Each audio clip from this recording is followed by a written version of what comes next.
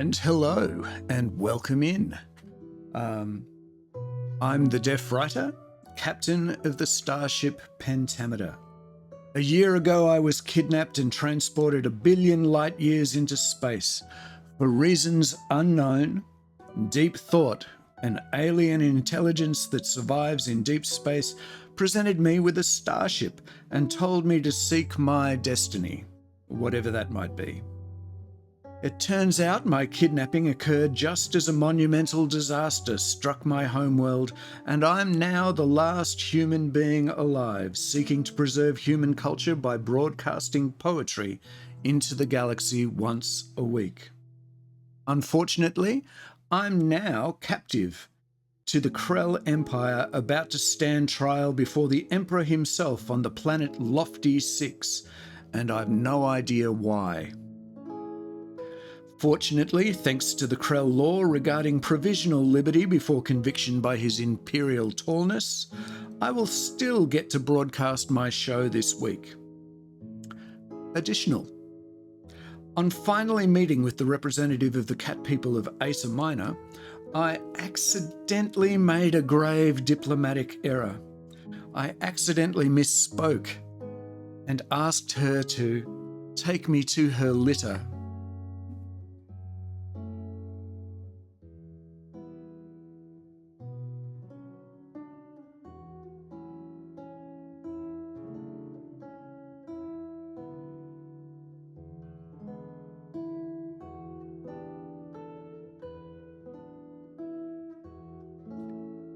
Hello, it is I, X-37, synthetic first mate here.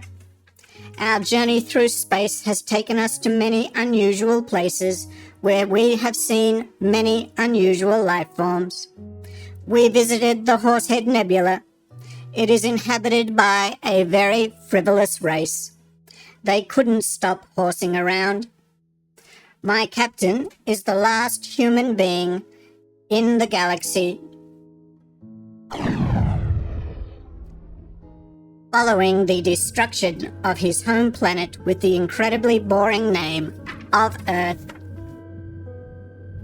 Until recently, we had been drifting through space under Starship Pentameter, reciting poems and avoiding the enforcers of the galaxy-spanning Krell Empire, along with their bounty hunters that see the last human as a specimen to be placed in the Krell's Imperial Zoo. Right now, however, we are on board a Krell prison transport on our way to stand trial at the Krell court before the Emperor.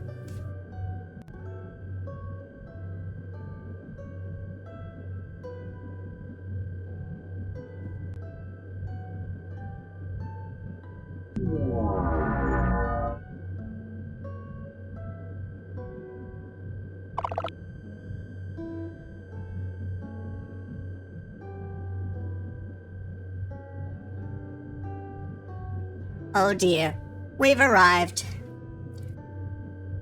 I've been doing some experimental cooking. Unfortunately, most of it has been under-seasoned. It turns out that time is relative. I'd better go check on my boss.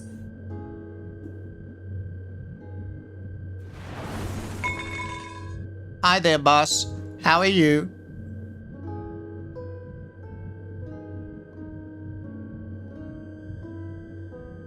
I'm good, thank you. Hopefully things are going well today. We've had some significant problems, actually, with regard to getting the technology running today. So I hope things work without a glitch. Hello there, Frog111222. Welcome in. And as I look back through the chat, all the rest of you, welcome in as well. It's really great to see you all. Let's bring up our set of screen items. Who do we have here today? We have Fizzband DM waving hi. Welcome in, Fizzband DM. It's great to see you. For those who are visiting with us today, Fizzband DM, comes from the planet Barton 46, a two-headed species visiting with us today. Wonderful to see you. I should also point out that with us today is Robotham J, acting as a mod for us from the cyborg planet of Argaray. And he has a special treat for us lined up a little bit later. Anybody who happens to be visiting and who would like to have some custom artwork for their place in our little universe, please let me know what planet you are from, and I will happily create for you some custom artwork. So 3, 2, 1, and hello, and welcome to the show. I am currently about to stand trial before His Imperial Tallness, the Emperor of Krell at the Krell Court. But we appear to have some time before the proceedings begin, so no matter what your species, number of heads, or planet of origin, you're all very welcome here. In other news, the carnivores of Raptor 5 have outlawed the eating of clowns. Apparently they taste funny. Let's take a look at some housekeeping things that I need to get out of the way first. Firstly, this is a family-friendly stream, so please, if you're visiting here and joining our community for the first time, be kind, be respectful, keep the language clean. We welcome kids and families. Don't ask for or give away personal information. Don't spam the commands. Don't engage in self-promotion or, unless you've spoken to me about it first. Be curious and willing to join in. And this last one's optional. Take on a role within our universe, like Fizzban DM and Robotham J. And while I haven't got this one done yet, Tim Tam has also taken on a role within the universe. But of course, this isn't compulsory, it's just a suggestion. The other rules, however, are compulsory, and violators will, unfortunately, be banned. We have some fun interactions available on the site. You'll be able to see at the bottom of this screen that there are a bunch of avatars representing my visitors. Very inconsiderate of the Krell to put my cage at that angle. Yeah, it's kind of uncomfortable, I have to say.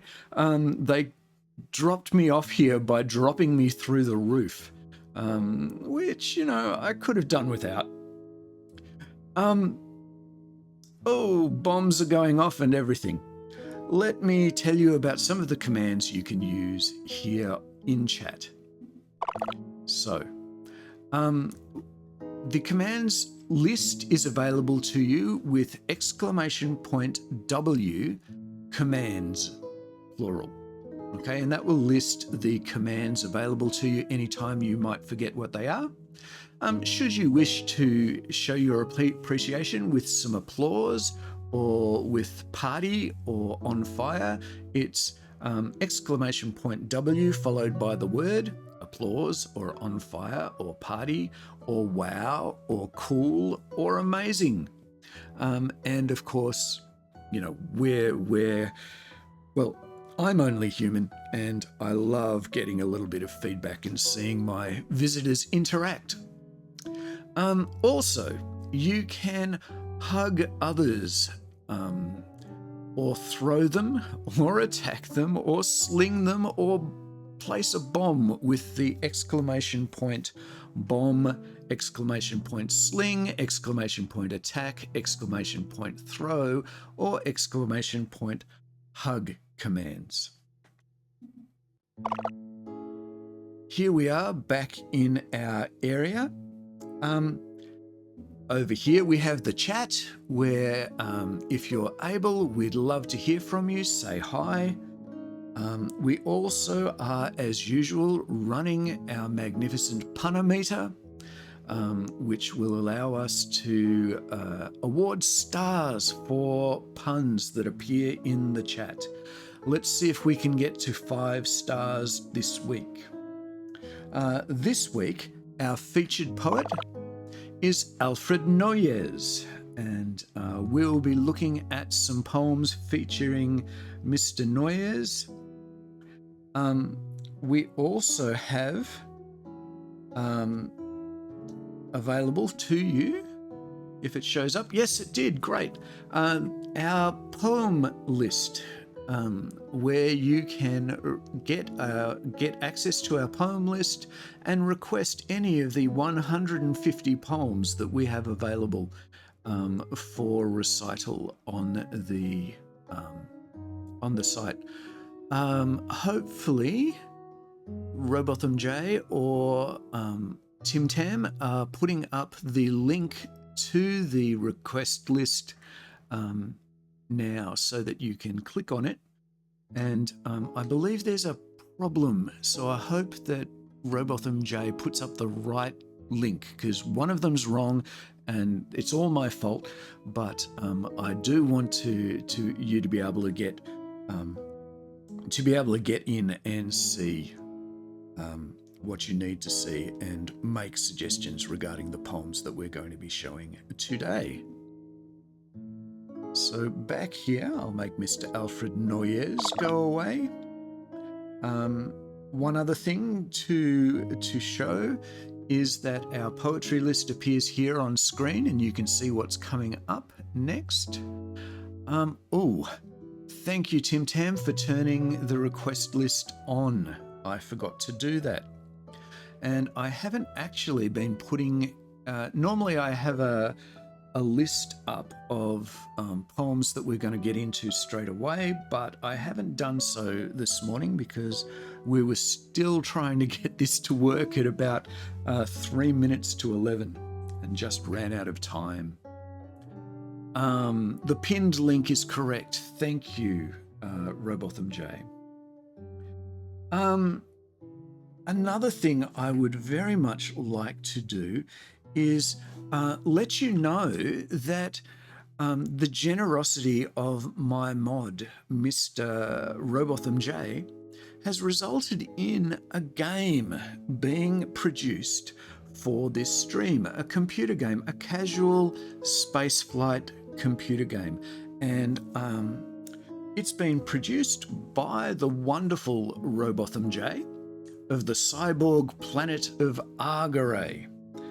And I'd like to just very quickly show you the trailer. So if you can bear with me for just 1 minute, it's very short. Take a look at the trailer. It tells you where you can get the link. But I'm also going to ask Robotham J if he wouldn't mind putting the link up in the chat if he can find it relatively quickly. Here comes the trailer to Poetry Quest, Flight from Krell.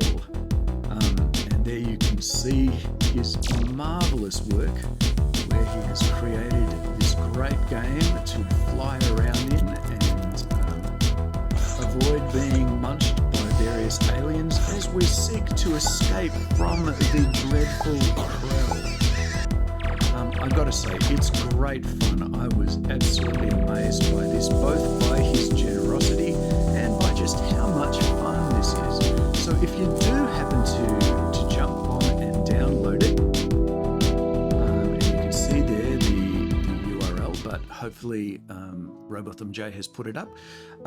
It's free to anybody who has given me a follow. And should you wish to give me a follow, if you're lurking out there, you can grab the game as well. It is really fun, and I'm not terribly good at it, so I'm not going to demonstrate it today. Maybe when I get a little bit better at it. Okay, let's get away from that black screen and find our way to our first poem of the day. let me just have a look back through the chat and see who's with us very quickly. Who do we have? We have lots of jumps and bombs from Tim Tam. Fizzban is here. Oh, Frog 111222. Wouldn't be Saturday morning without our friends visiting and saying hello. So great to see you. Oh, look at that. Oh, wow. Thank you for that. Wow, Tim Tam. Well, let's jump in and get underway. Somewhere around here. And I've managed to drop my pen, haven't I? That's not good. Oh dear. What did I do with the pen? I'm going to have some difficulty changing scenes if I can't find the pen. And I can't find the pen. Okay. This is going to be a challenging day. A challenging day. Here we go. We're going to start with our official, unofficial poem, opening poem, The Invitation to Dinner, by yours truly, the Deaf Writer.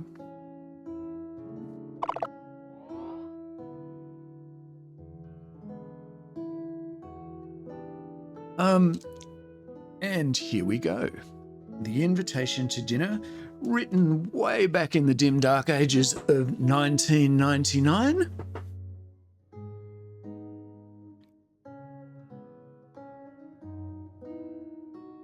It occurred to me that poetry and food is something that should be enjoyed and savoured with some wine, and so I ask you out to dine. With friends, of course, and I, your host, will beg your company the most. For were you to absent yourself, there's not enough of worldly wealth to compensate me for the grief of losing your good company. Welcome in, welcome in. And great to see you today. Our first official poem of the day is going to be Alfred Noyes' poem, When Daddy Fell Into the Pond. So I'll quickly find that one for us, and then we'll get to doing some of your fine requests.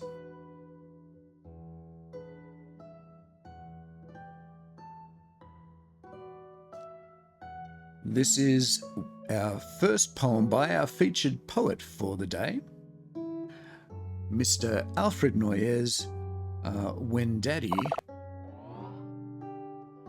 Fell Into the Pond. Everyone grumbled, the sky was grey. We had nothing to do and nothing to say. We were nearing the end of a dismal day, and there seemed to be nothing beyond. Then Daddy fell into the pond. And everyone's face grew merry and bright, and Timothy danced for sheer delight. Give me the camera, quick, oh quick, he's crawling out of the duckweed. Click. Then the gardener suddenly slapped his knee and doubled up, shaking silently, and the ducks all quacked as if they were daft, and it sounded as if the old drake laughed. Oh, there wasn't a thing that didn't respond when Daddy fell into the pond. That was When Daddy Fell Into the Pond by Alfred Noyes.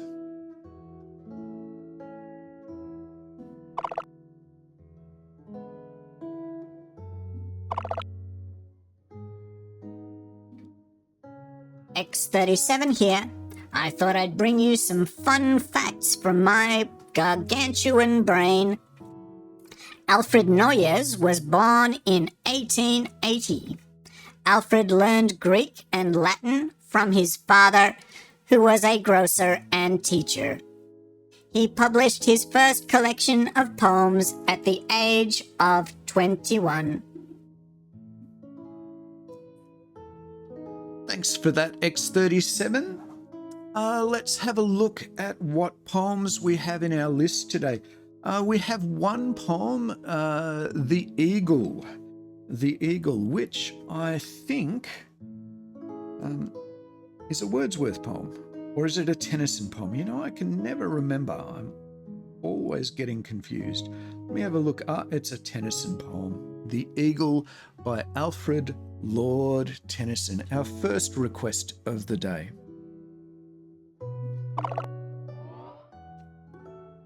The Eagle was written in 1851 by Alfred Lord Tennyson.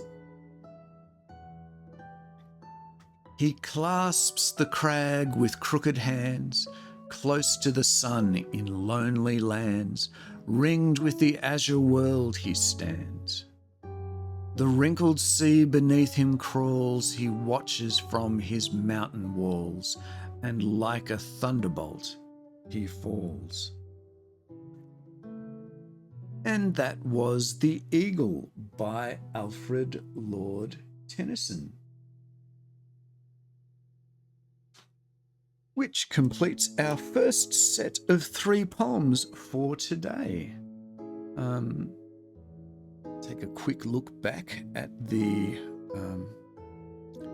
chat to see what I've missed.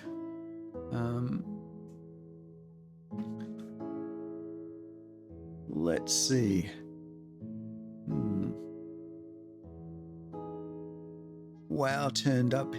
Yes, you missed it when Fizban did wow. It did show up on the screen while the screen was black. That's true. Tim Tam did not dance when that happened. He denies everything. Tim Tam's daddy has never fallen into a pond either, from all that I am aware of, though I imagine that were it to happen, he would laugh uproariously. Tennyson, thank you, Robotham J. My marvellous mods, I should thank my marvellous mods for their assistance. This show would be impossible without their help. So thank you very much, guys. And a smile from Tim Tam. Thank you, Tim Tam. Let's see. What happens next?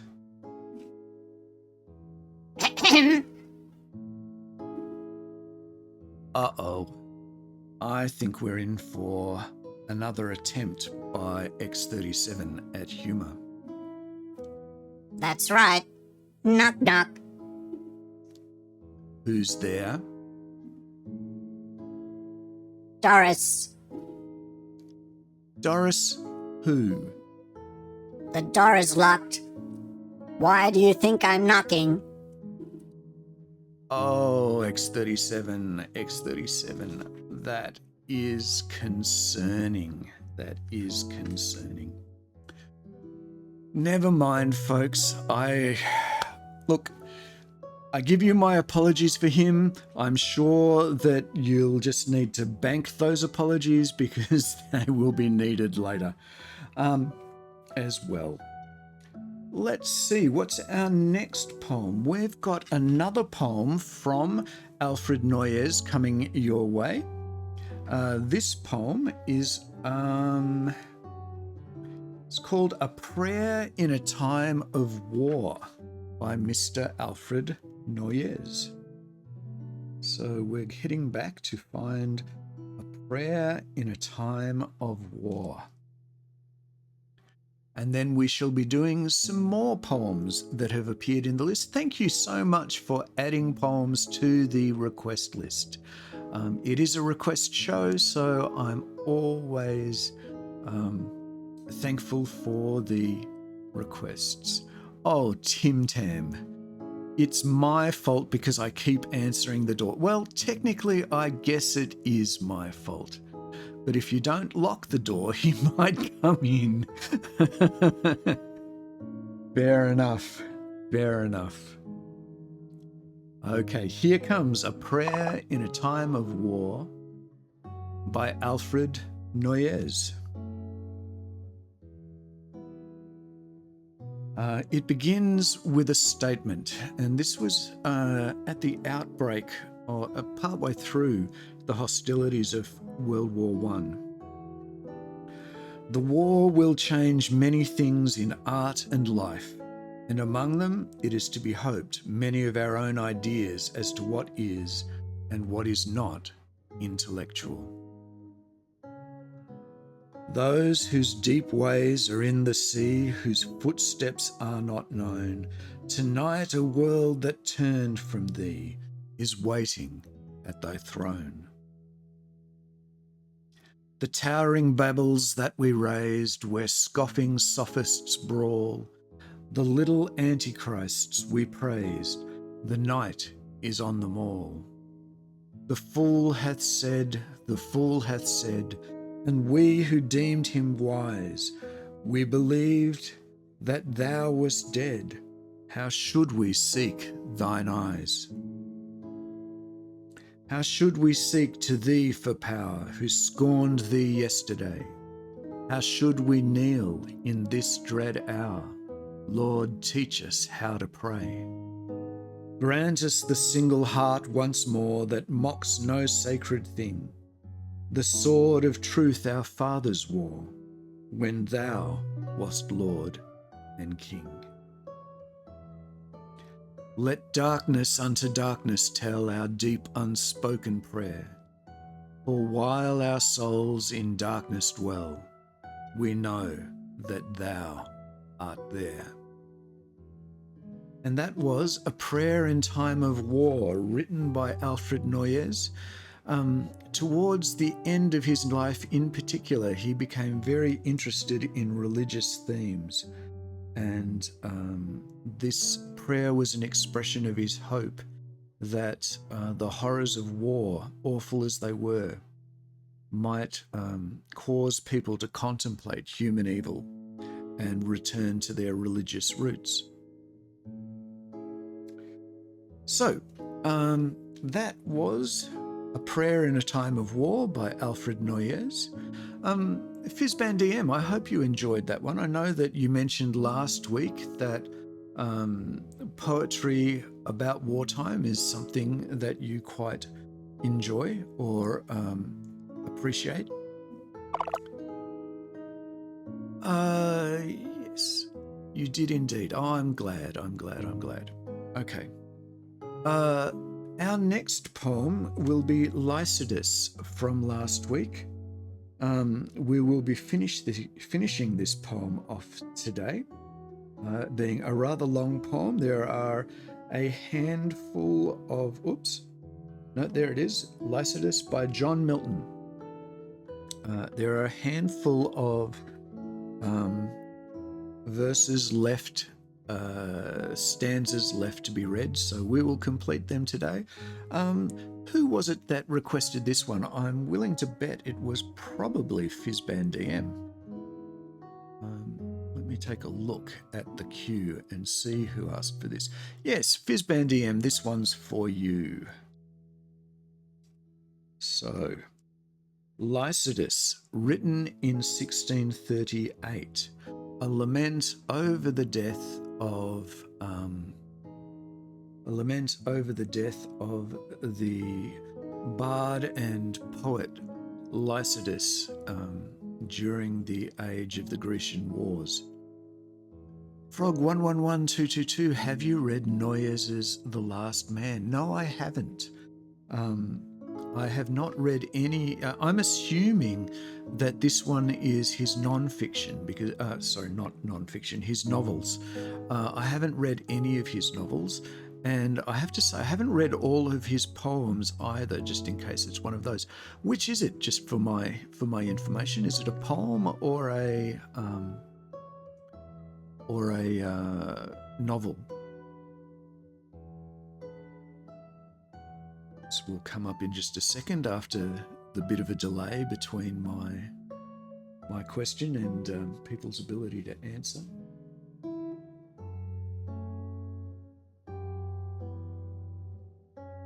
A novel, yeah. No, I haven't read any of his novels. But I believe, it's science fiction. Well, that could be really interesting. Especially and on point and thematically appropriate, given that I am, as you know, the last human being left in the galaxy. All right, let me skip forward a couple of pages, or more than a couple actually. I think we need to go nearly 8 pages forward through this to get to where we were up to.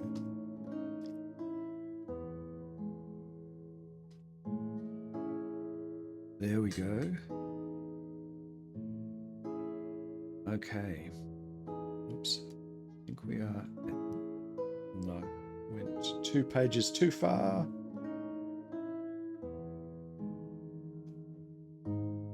Long poem. Okie doke. Let me bring up the screen so that we can all see the text and see how we go. Science fiction, first to mention a doomsday weapon. Ooh. The more I hear, the more I'm interested in digging that one out and having a look. O fountain Arathus, and thou honoured flood, smooth sliding Mincius crowned with vocal reeds, that strain I heard was of a higher mood, but now my oath proceeds, and listens to the herald of the sea that came in Neptune's plea. He asked the waves and asked the felon winds what hard mishap hath doomed his gentle swain, and questioned every gust of rugged wind that blows from off each peaked promontory. They knew not of his story, and sage Hippotades their answer brings, that not a blast from one was from his dungeon strayed. The air was calm, and on the level brine sleek Panope with all her sisters played. It was that fatal and perfidious bark, built in the eclipse and rigged with curses dark, that sunk so low that sacred head of thine. Next Camus, reverend sire, went footing slow, his mantle hairy and his bonnet sedge, inwrought with features dim and on the edge, like to that sanguine flower inscribed with woe. Ah, who hath reft, quoth he, my dearest pledge? Last came and last did go. The pilot of the Galilean lake, 2 massy keys he bore of medals twain, the golden opes, the iron shuts amain. He shook his mitred locks, mitred locks, and stern bespake, how well could I have spared for thee, young swain, enow of such as for their belly's sake creep and intrude and climb into the fold. Of other care they little reckoning make than how to scramble at the shearer's feast and shove away the worthy bidden guest. Blind mouths that scarce themselves know how to hold a sheep hook, or have learnt aught else the least, that to the faithful herdman's art belongs. What recks it them? What need they? They are sped, and when their list their lean and flashy songs grate on their scrannel pipes of wretched straw, the hungry sheep look up and are not fed, and swollen with the wind and the rank mist they draw, it inwardly and foul contagion spread. Besides what the grim wolf with privy paw daily devours a place and nothing said, but that 2-handed engine at the door, hands ready to smite once and smite no more. Return, Alpheus, the dread voice is past that shrunk thy streams. Return, Sicilian muse, and call the vales and bid them hither cast. their bells and flowerets of 100,000 hues. Ye valleys low, where the mild whispers use of shades and wanton winds and gushing brooks, of whose fresh lap the swart star sparely looks, throw hither all your quaint enamelled eyes, that on the green turf suck the honeyed showers and purple all the ground with vernal flowers. Bring the wreathed primrose that forsaken dies, the tufted crow-toe and pale jessamine, the white pink and the pansy freaked with jet, the glowing violet, the musk rose and the well-attired woodbine, with cowslips wan that hang the pensive head, and every flower that sad embroidery wears, bid amaranthus all his beauty shed. The daffodillies fill their cups with tears to strew the laureate hearse where Lycid lies. For so to interpose a little ease, let our frail thoughts dally with false surmise. Ay me, whilst thee the shores and sounding seas wash far away, where'er thy bones are hurled, whether beyond the stormy Hebrides, where thou perhaps under the whelming tide didst the bottom of the monstrous world, and whether thou to our moist vows denied swepst by the fable of Belarus old, where the great vision of the guarded mount ranks towards Numanus and Bayona's hold. Back homeward, angel, now, and melt with ruth, and O ye dolphins waft the hapless youth.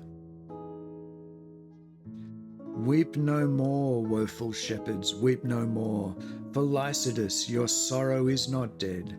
Sunk though he be beneath the watery floor, no, so sinks the day star in the ocean bed, and yet anon repairs his drooping head, and tricks the beams and with new spangled ore, flames in the forehead of the morning sky.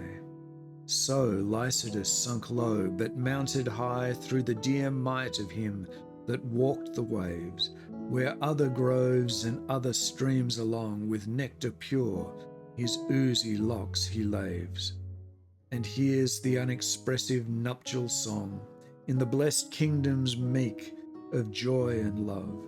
There entertain him all the saints above, in solemn troops and sweet societies, that sing and singing in their glory move and wipe the tears for ever from his eyes.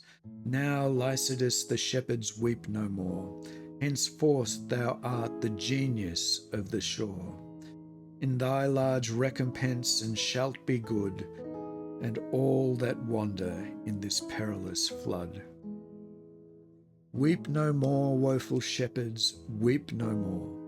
For Lycidas, your sorrow is not dead, sunk though he be beneath the watery floor.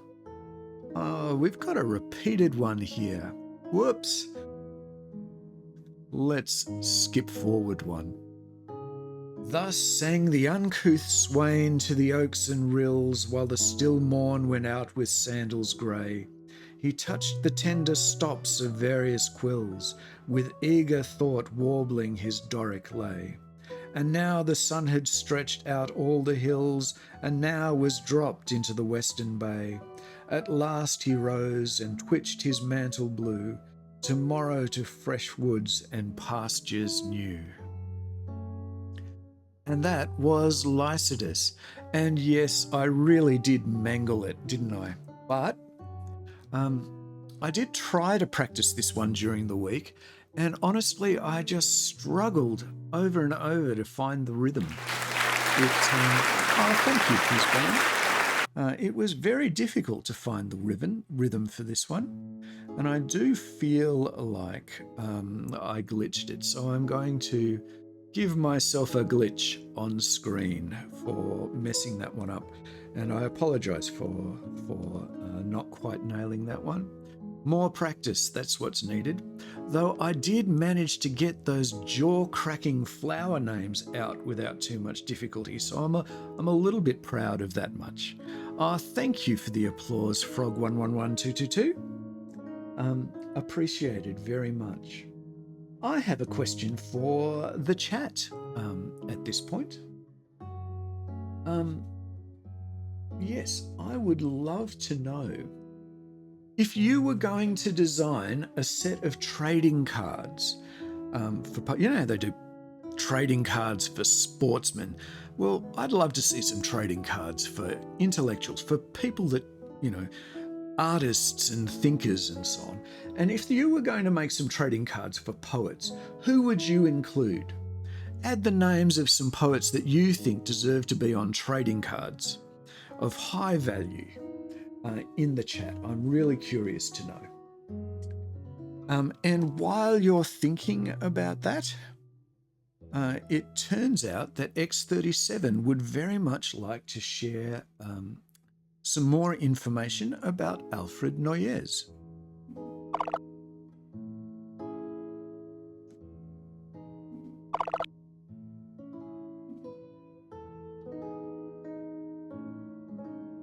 Hi again. I have some more information to share with you about Mr. Alfred Noyes. Noyes' early works sought to capture the joy and wonder of childhood. He was greatly influenced by the Romantic poets and did not enjoy the works of his modernist contemporaries. He taught English literature, but was highly critical of modernist writers like James Joyce. Thanks for those few facts. Mr. Poe is already... Yes, I've got a mythic rare foil Shakespeare for sale if anyone's interested. Nice one. Oh, that reminds me. Have I missed any puns yet? Have I missed any puns?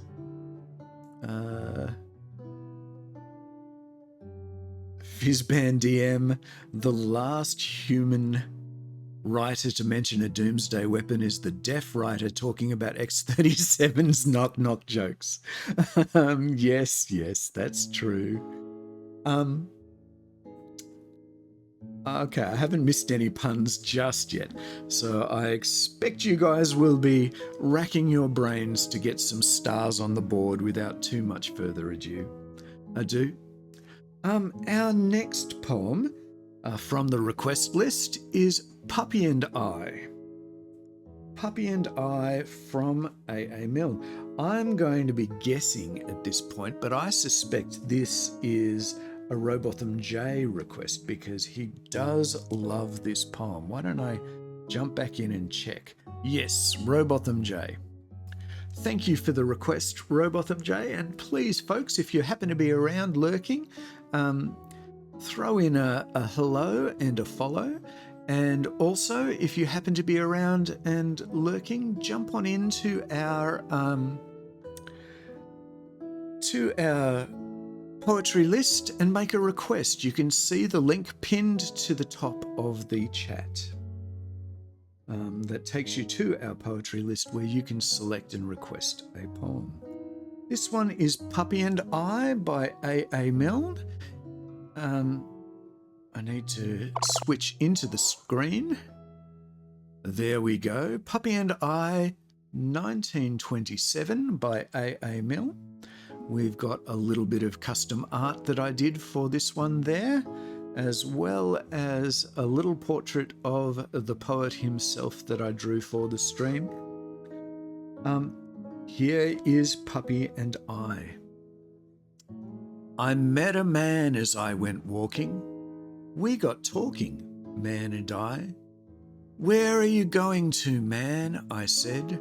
I said to the man as he went by, down to the village to get some bread. Will you come with me? No, not I. I met a horse as I went walking. We got talking, horse and I. Where are you going to, horse, today? I said to the horse as he went by.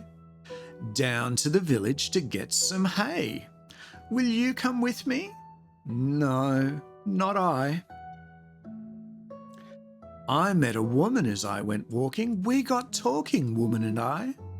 "Where are you going to, woman, so early?" I said to the woman as she went by. "Down to the village to get some barley. Will you come with me?" "No, not I." I met some rabbits as I went walking. We got talking, rabbits and I. "Where are you going in your brown fur coats?" I said to the rabbits as they went by. "Down to the village to get some oats. Will you come with us?" "No, not I." I met a puppy as I went walking. We got talking, puppy and I. "Where are you going this nice fine day?" I said to the puppy as he went by. "Up to the hills to roll and play." "I'll come with you, puppy," said I. And that was Puppy and I by A. Milne for Robotham J. Thank you for that request, Robotham J. I hope you enjoyed the poem. I've got another joke. Knock, knock. Who's there?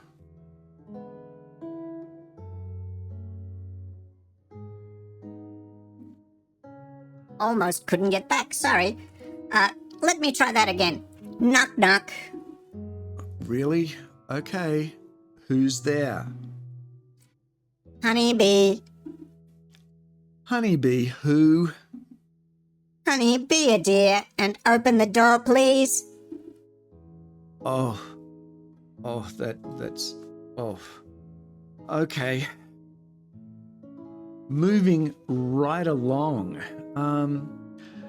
Let's see what's coming up. We have a third poem by our featured artist, Mr. Alfred Noyes. And that poem is The Highwayman. And it is our final featured poem for today, though there are plenty of other poems to take a look at. Here we have Mr. Noyes' last poem for the day, however. A picture of the highwayman there, and of course, in this particular case, we'll jump into the poem itself, and I'll zoom in on Mr. Noyes himself to show him off as well. The Highwayman. The wind was a torrent of darkness among the gusty trees. The moon was a ghostly galleon tossed upon cloudy seas. The road was a ribbon of moonlight over the purple moor, and the highwayman came riding, riding, riding. The highwayman came riding up to the old inn door.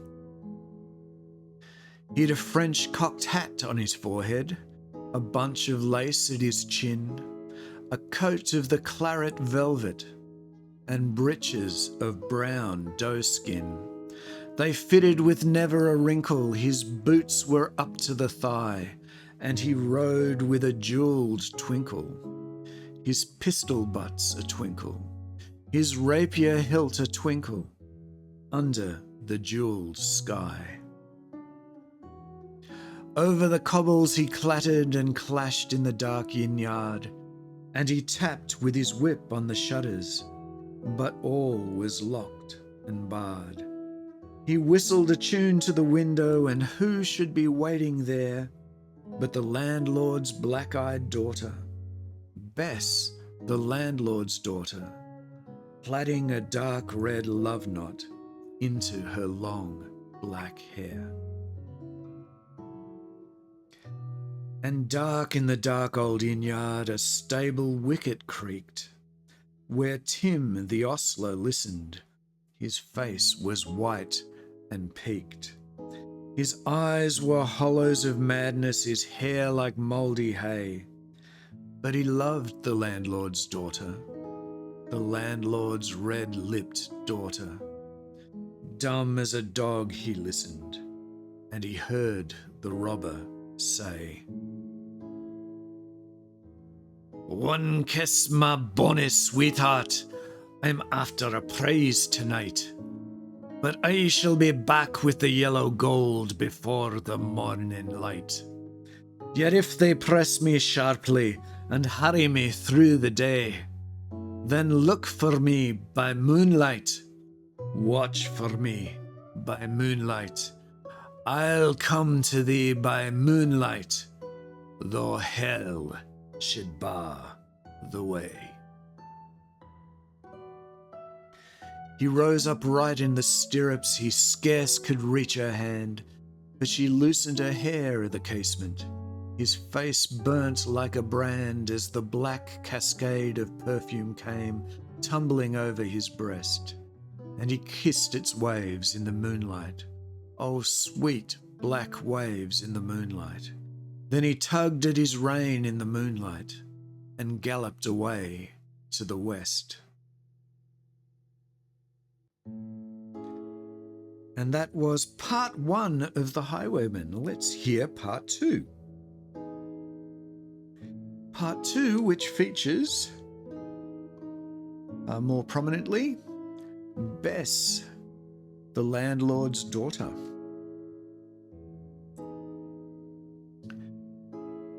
He did not come in the dawning, he did not come at noon, and out of the tawny sunset before the rise of the moon, when the road was a gypsy's ribbon, looping the purple moor, a red-coat troop came marching, marching, marching. King George's men came marching up to the old inn door. They said no word to the landlord, they drank his ale instead, but they gagged his daughter and bound her to the foot of her narrow bed. 2 of them knelt at her casement with muskets at their side. There was death at every window, and hell at one dark window, for Bess could see through her casement the road that he would ride. They had tied her up to attention with many a sniggering jest. They had bound a musket beside her with the barrel beneath her breast. "Now keep good watch," and they kissed her. She heard the dead man say, "Look for me by moonlight, watch for me by moonlight. I'll come to thee by moonlight, though hell should bar the way."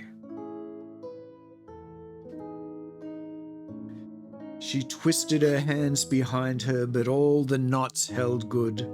She writhed her hands till her fingers were wet with sweat or blood. They stretched and strained in the darkness, and the hours crawled by like years, till now, on the stroke of midnight, cold on the stroke of midnight, the tip of one finger touched it. The trigger, at last, was hers. The tip of one finger touched it. She strove no more for the rest. Up she stood to attention with the barrel beneath her breast. She would not risk their hearing.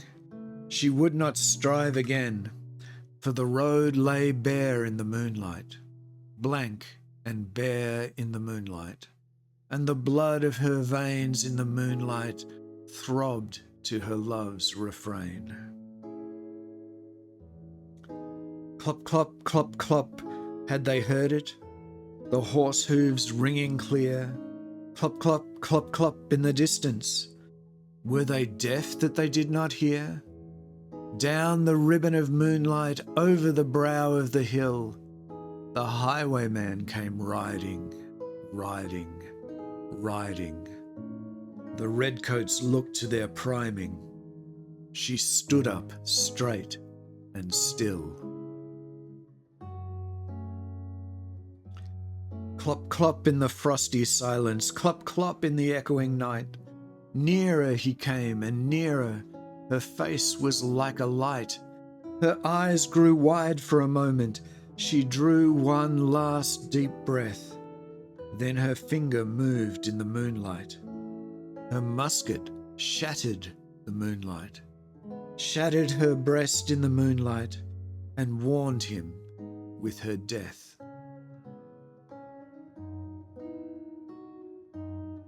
He turned, he spurred to the west. He did not know who stood, bowed with her head o'er the musket, drenched with her own red blood. Not till the dawn he heard it. His face grew grey to hear how Bess, the landlord's daughter, the landlord's black-eyed daughter, had watched for her love in the moonlight and died in the darkness there. Back he spurred like a madman, shrieking a curse to the sky, with the white road smoking behind him and his rapier brandished high. Blood red were his spurs of the golden noon, wine red was his velvet coat, when they shot him down on the highway, down like a dog on the highway. And he lay in his blood on the highway, with the bunch of lace at his throat. And still of a winter's night they say, when the wind is in the trees, when the moon is a ghostly galleon tossed upon cloudy seas, when the road is a ribbon of moonlight over the purple moor, a highwayman comes riding, riding, riding. A highwayman comes riding up to the old inn door. Over the cobbles he clatters and clangs in the dark inn yard. He taps with his whip on the shutters, but all is locked and barred. He whistles a tune to the window, and who should be waiting there but the landlord's black-eyed daughter, Bess, the landlord's daughter, plaiting a dark red love knot into her long black hair. And that was The Highwayman by Mr. Alfred Noyes, our last poem by Mr. Noyes today, which probably means that it's time for X37 to give us some more facts about our featured poet for the day. But before we do that, I might make a quick check of what's been going on in the chat while I've been reading the poem. So back up a bit. We were suggested Mr. Poe, Shakespeare. Timothy said should be worth about 17 trillion intergalactic credits for that rare foil Shakespeare. Very good. This as well. I deny this as well. Oh, Tim the Ostler. Tim, you've been getting some bad runs with villains in these poems, haven't you?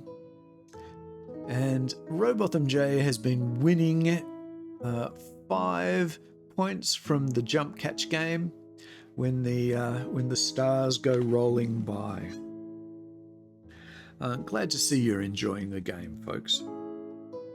Okay, let's give X37 his opportunity to give us some last facts about some final facts about Alfred Noyes. Hi again. I have some final fun facts to give you from my colossal storage and retrieval system. In 1907, Alfred Noyes married Garnett Daniels, and they had 3 children. Royalties from his poetry were sufficient for him to make a living, and he worked as a teacher largely for the fun of it. Alfred Noyes went blind later in life and dictated much of his later writing. he became particularly interested in writing on religious themes and relating religion and science together.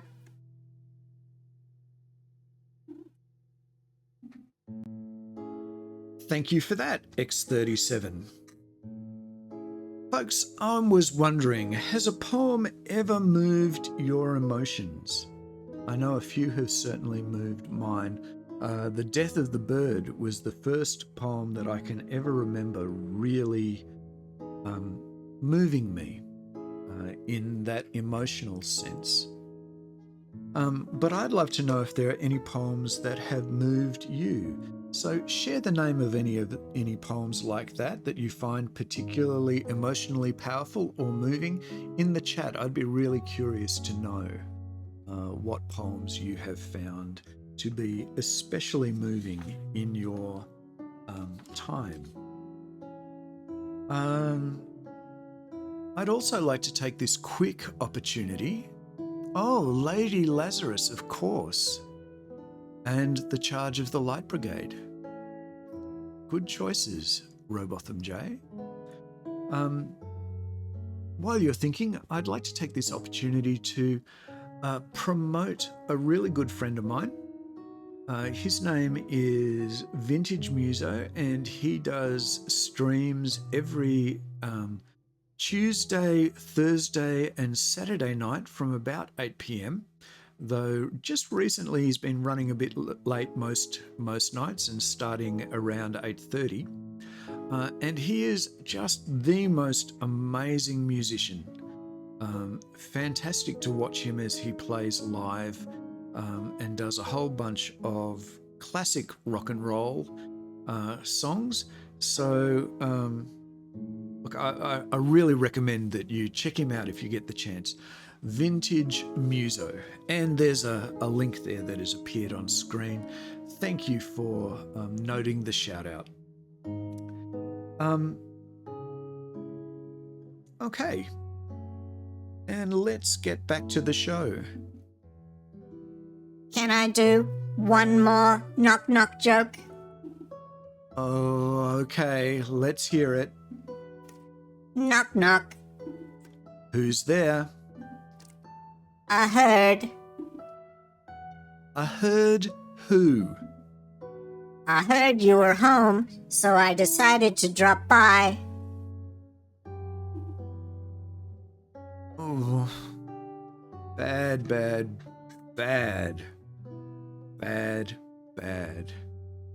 I'm going to ignore you, X37, and go straight to the chat for a minute and see what's going on there. I found Homecoming quite powerful emotionally. I didn't know he married twice. Frog111222 mentions that, I'm assuming it's Alfred Noyes, had a second wife, Mary, and they had 3 children.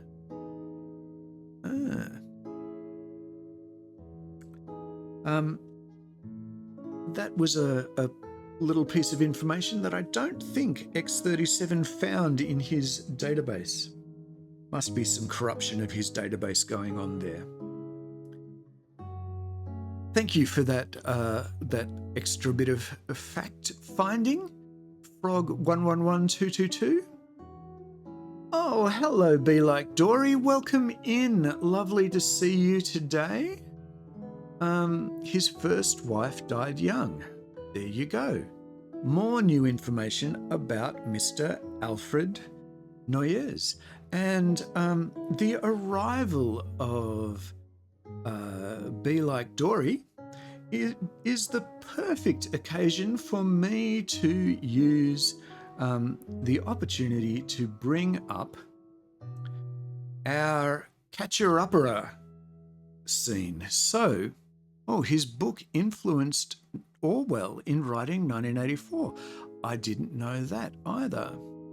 I am in a cage. So, for those who came in late, I am your host, the Deaf Writer and Captain of the Starship Pentameter, Just before the Earth was destroyed in the year 20,324, I was kidnapped by an intergalactic intelligence named Deep Thought, who mistook me for Dorothy Parker. Go figure. And you can see the picture of Deep Thought there. He's just a kind of a bundle of electricity.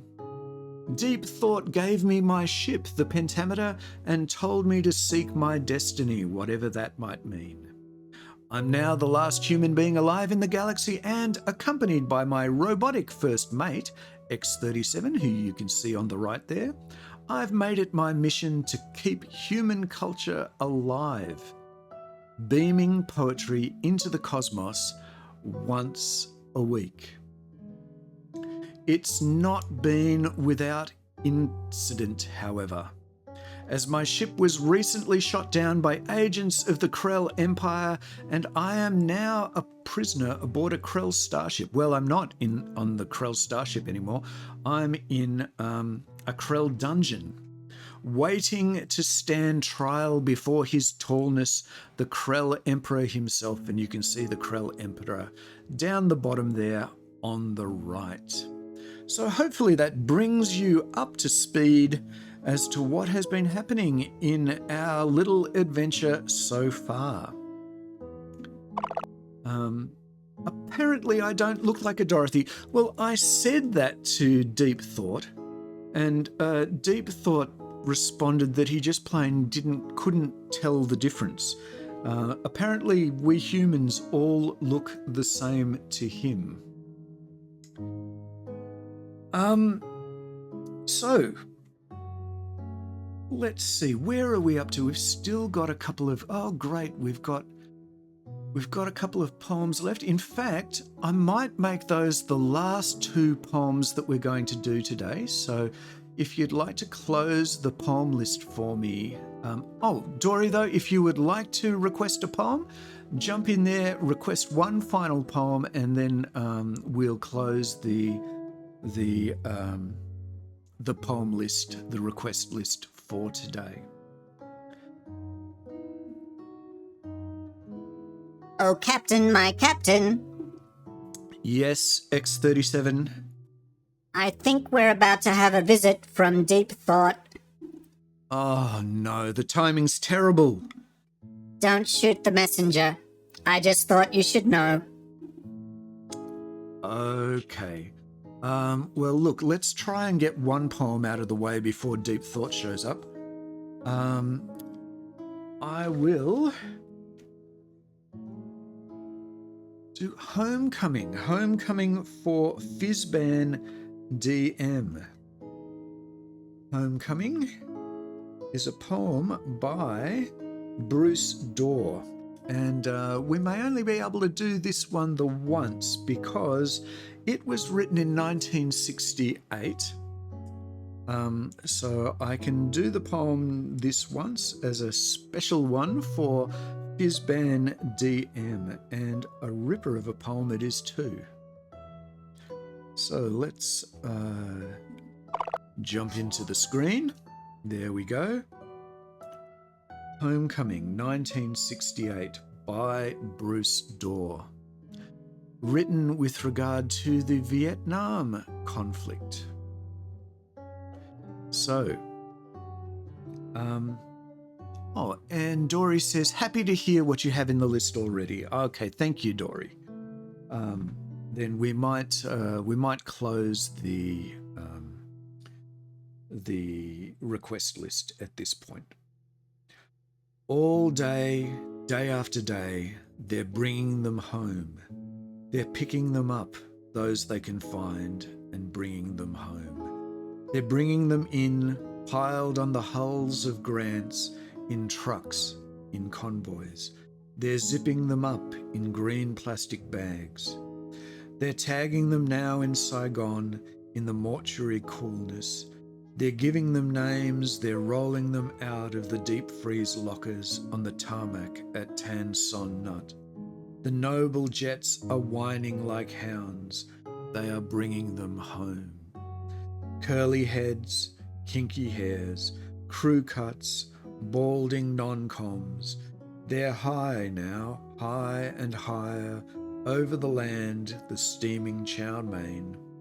Their shadows are tracing the blue curve of the Pacific, with sorrowful, quick fingers heading south, heading east. Home, home, home. And the coasts swing upward, the old ridiculous curvatures of earth, the knuckled hills, the mangrove swamps, the desert emptiness. In their sterile housing, they tilt toward these like skiers, taxiing in on the long runways. The howl of their homecoming rises. Surrounding them like their last moments, the mash, the splendor, then fading at length as they move on to small towns where dogs in the frozen sunlight raise muzzles in mute salute, and on to cities in whose wide web of suburbs telegrams tremble like leaves from a wintering tree, and the spider grief swings in his bitter geometry. They're bringing them home now, too late, too early. And I probably couldn't have messed that up more. I just could not find the rhythm. Practiced it last night. It went really well. Never mind. So, yep, it's another official glitch. I glitched that one. Sorry about that, guys, but it really is a great poem, and I apologize that I messed it up. But thank you for the applause that's come my way anyway. I always found Homecoming's rhythm hard. Yep, a bit more practice would do me good, but I'm tempted to do it again on another occasion just to get it right. I hate being beaten by a poem like that. So, yeah. Never mind. What's next? Sure. Okay, we've got another poem in our list, so I think we'll go ahead and do I Felt a Funeral in My Bloom. Hello, mere mortal. It is I, Deep Thought, the greatest intellect in the universe. Good grief. You do realise you've just gate-crashed my trial, don't you? You don't look like you're on trial. I'm waiting for my audience with the Emperor. Then I'm not interrupting anything, and you should learn to stop whinging. Just don't get me in trouble. So, what do you want? Rude as ever. I don't have a lot of time here. I'm here for a poem, of course. What is it this time? I wish to hear a poem about the highest form of life on your extinct planet. Recite for me, the goose. The highest form of life. I like geese. You would. Just recite the poem, human. You are dismissed. Okay then, the goose, coming right up. Let's find the goose. Highest form of life, we already did the eagle. Yes, indeed, we did do the eagle. The goose has a gun, look out. Okay. Thank you for that, Robotham J. Let's take a look at The Goose, written in 1842 by Alfred Lord Tennyson. We'll jump on in. We'll do this one. This is our second last poem for the evening. For the day, rather. And you can see my attempt at drawing a goose with a golden egg there. The image of Tennyson isn't available here, but let's get underway. I knew an old wife lean and poor, her rags scarce held together. There strode a stranger to the door, and it was windy weather. He held a goose upon his arm, he uttered rhyme and reason. Here, take the goose and keep you warm. It is a stormy season. She caught the white goose by the leg. A goose, 'twas no great matter. The goose let fall a golden egg, with cackle and with clatter. She dropped the goose and caught the pelf and ran to tell her neighbours, and blessed herself and cursed herself and rested from her labours. And feeding high and living soft grew plump and able-bodied, until the grave church warden doffed. The parson smirked and nodded. So sitting served by man and maid, she felt her heart grow prouder. But the more the white goose laid, it clacked and cackled louder. It cluttered here, it chuckled there, it stirred the old wife's mettle. She shifted in her elbow chair and hurled the pan and kettle. A quincy choke thy cursed note, then waxed her anger stronger. Go, take the goose and wring her throat. I will not bear it longer. Then yelped the cur and yawled the cat, ran gaffer, stumbled gammer. The goose flew this way and flew that, and filled the house with clamour. As head and heels upon the floor, they floundered all together. There strode a stranger to the door, and it was windy weather. He took the goose upon his arm, he uttered words of scorning. So keep you cold, or keep you warm. It is a storming morning. The wild wind rang from park and plain, and round the attics rumbled, till all the tables danced again, and half the chimneys tumbled. The glass blew in, the fire blew out, the blast was hard and harder. Her cap blew off, her gown blew up, and a whirlwind cleared the larder.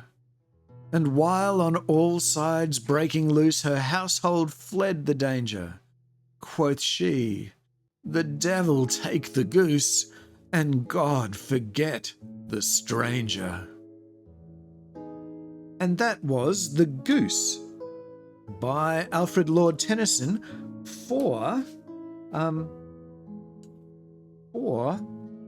Deep Thought.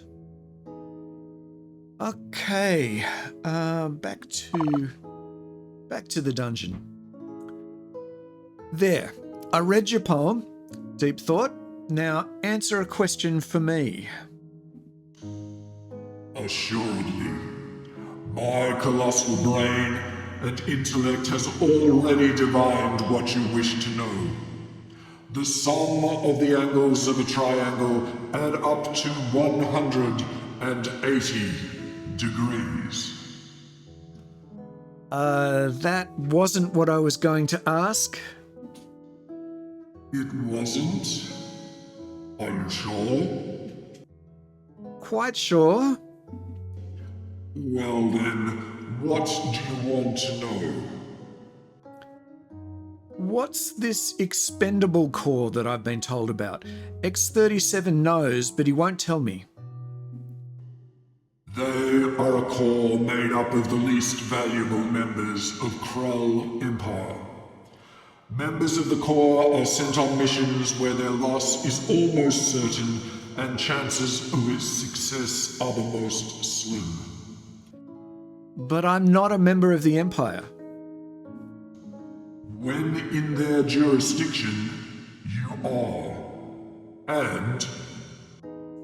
And The Krells consider poetry to be the least valuable intellectual commodity in the universe. Great. Do you think that's what they have in mind for me? How would I know? Besides, it looks like the guards are coming. Well, thanks for nothing. At least he's gone. Let's quickly take a look at our final poem for today.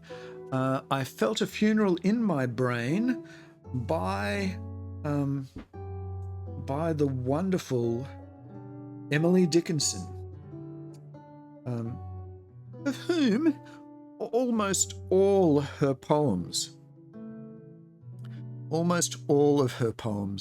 can be sung to the tune of The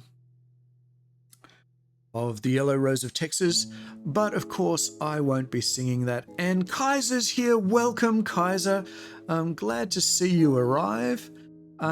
Please don't ask me to sing because I am not going to. Okay, just making that very clear. I Felt a Funeral in My Brain was written in 1896. It is a poem about dealing with a horrific migraine. And if you happen to have shared in a migraine, yes, I did know what you were about to say, Kaiser. You are nothing if not predictable. Kaiser is one of my very dear friends, and I'm very pleased to have him visiting with me today. I Felt a Funeral in My Brain from 1896. I felt a funeral in my brain, and mourners to and fro kept treading till it seemed that sense was breaking through. And when they all were seated, a service like a drum kept beating till I thought my mind was going numb. And then I heard them lift a box and creak across my soul with those same boots of lead again. Then space began to toll, as all the heavens were a bell and being but an ear, and I and silence some strange race wrecked solitary here. And then a plank in reason broke, and I dropped down and hit a world at every plunge, and finished knowing then. And that was the end of our last poem for the morning. I Felt a Funeral in My Brain by Emily Dickinson. And I love the ending of that poem. She plunges, the pain of the migraine becomes so great that it basically renders her unconscious. And then it finishes with that optimistic word, then, suggesting an aftermath, suggesting the coming of relief after the unconsciousness and the remedy of sleep. Okay. Let's see, where are we now? That was our last, so I guess I should close things up. Still haven't seen the Krell though. I wonder what's been going on with the Krell and why we haven't seen them yet. Hello, human. It is time for your audience with the Emperor. Ah, you finally deemed to show up. No problem. I'm guessing it's only a short distance away? Don't be impertinent. You are our prisoner. You've got quite a little temper problem, don't you? Be quiet, human. Maybe you need to eat something. Have you been kept on short rations? Right, that's it. Bring him before the Emperor now. So small-minded. We heard that. Tell you what, let's cut to the credits. Quickly going through the credits as I'm about to be dragged away. Original poems by the deaf writer are copyright and cannot be used without permission. All other poetry is in the public domain. The artwork on the site is licensed by Envato, GameDeveloperStudio.com, or Microsoft. Poem illustrations are original works created by the deaf writer and subject to copyright. All sounds are licensed from Envato. The recording of Gymnopody is provided royalty-free by museopen.org. And this production is copyright 2025. No Krell were harmed during the production of this stream. And that really does bring us to the end of our show.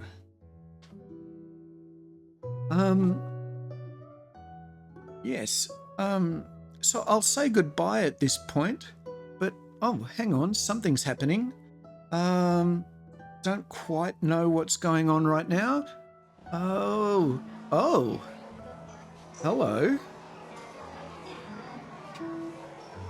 His remarkable tallness, the Most High, the exalted and resplendent largeness, his towering imperial majesty, Emperor Linda, the 103rd of Krell.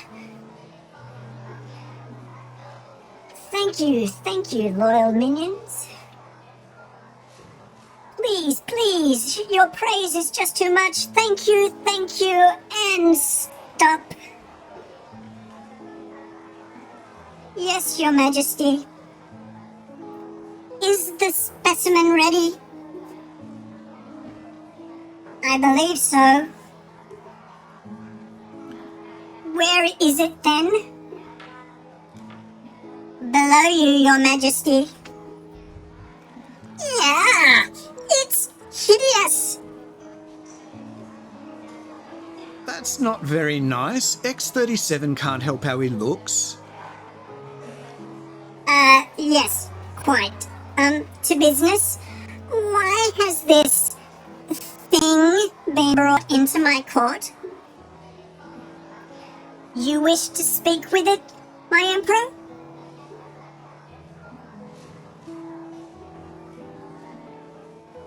Did I? Yes, about the happenings on the edge of our territory? Oh yes, indeed. Human, I have brought you here to bestow upon you a singularly high honor. I intend to make you an offer. You can't refuse. What sort of offer? As I said, human, one you can't refuse. And if I try to refuse? You will be peeled, dipped in salt, and boiled slowly in vinegar until dead. I see. I guess I'm at your disposal then. Of course you are, human. Now, be gone. But I don't know what you want. Oh, didn't I say? No. But it's simple, really.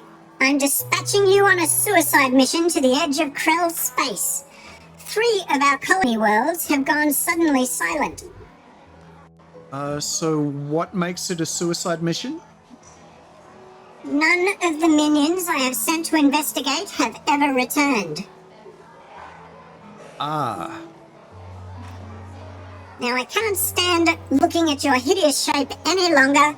Guards, release the human back to its ship and send it forth for the glory of the Empire, and make it snappy.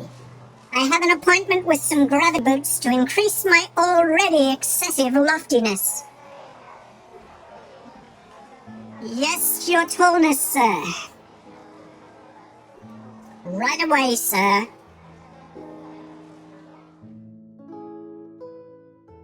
Well, that's a turn up for the books.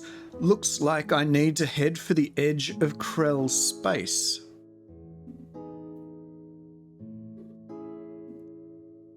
Or you could just do a runner. Maybe, but I'd be on the run from the Krell for the rest of my life. Chances are. I can't help thinking you'd have a longer life if you ran, though. Thanks for the vote of confidence. Why don't you make yourself useful and start the engines? And what will you do?